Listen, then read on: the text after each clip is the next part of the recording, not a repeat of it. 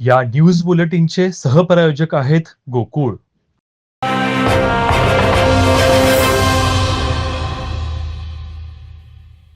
गगनबावडा तालुक्यातील शेनवडे येथील प्राथमिक शाळेत मुख्याध्यापिका तृप्ती पाटील आणि सहाय्यक शिक्षक नारायण केदारी, ओम पुजारी यांच्या कल्पनेतून विद्यार्थ्यांनी परसबाग फुलवली आहे. शाळेच्या परिसरातील रिकाम्या जागेमध्ये भाजीपाला बाग तयार केली असून या भाजीपाल्याचा उपयोग शाळेतील पोषण आहारात करण्यात येत आहे.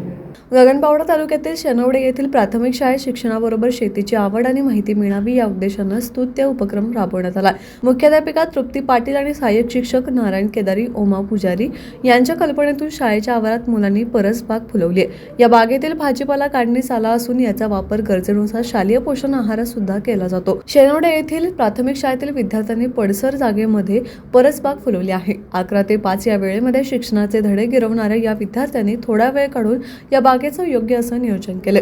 सध्या या बागेतील भाजीपाला काढण्यात आला आहे. यामध्ये टोमॅटो, वांगी, मिरची, ढबू मिरची, कोबी, फ्लॉवर, आंबाड्याची भाजी आणि पालेभाज्या यासह झेंडूची फुले आहेत. यातील मिळणाऱ्या भाज्या गरजेनुसार शालेय पोषण आहारामध्ये वापरल्या जातात.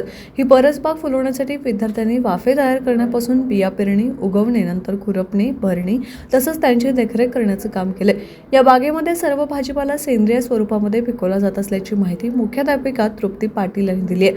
टीव्ही नेक्स्ट मराठीसाठी गगनबावडाहून महादेव कांबळे.